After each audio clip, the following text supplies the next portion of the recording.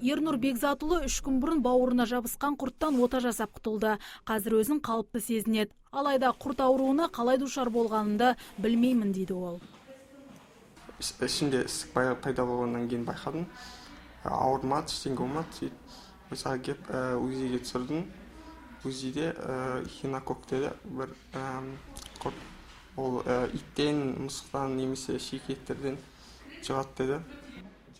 Ернұр итке әуес, бір емес бірнеше ит асырайды. Дәрігерлер дәл осы иттен келер қауіп көп дейді. Өйткені эхинококк жұмыртқалары ит, түлкі, қасқыр, шибөрін ішектерінде өмір сүріп, нәжіспен сыртқа шығып қоршаған ортаны ластайды екен. Қазір итті екінің бір үйі асырайды. Сондықтан да ауру көбеюде дейді дәрігерлер.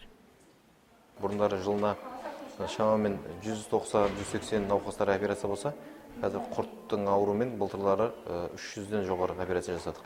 Биылдың өзінде осы 9 айдың ішінде қазір 280-ден науқас операция болды. 9 айдың ішінде. Енді алда тағы да 3-4 ай бар.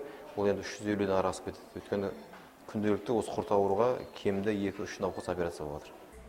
Ауруға шалдыққан адам өзінің ауру екендігін көп жылдар бойы сезбей жүре береді. Ал бұл кезде құрт жаймен өсе береді екен. Эхинококк бауырға бітсе, оң жақ қабырғасы астысызда бауырады. Егер өкпе зақымданса, кеуде тұсы мазалап, жөтел демікпе пайда болып, кейде қан түкіруі де мүмкін. Әсіресе науқастар арасында бауыр құртымен адамдар 70% зардап шегеді екен. Гүлзира Байдуллаева, Мурат Адинаев, Сәкен Серқұл, ТВК телеарнасы.